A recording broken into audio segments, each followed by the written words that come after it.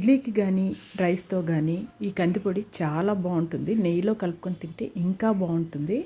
దీని తయారీ కోసం 1 కప్పు కందిపప్పు, అలాగే పెసరపప్పు పావు కప్పు, ఒక 3 స్పూన్ల శనగపప్పుని వేరువేరుగా తీసుకుని ఎర్రగా లో ఫ్లేమ్లో వేగనిచ్చి పక్కన పెట్టుకోవాలి.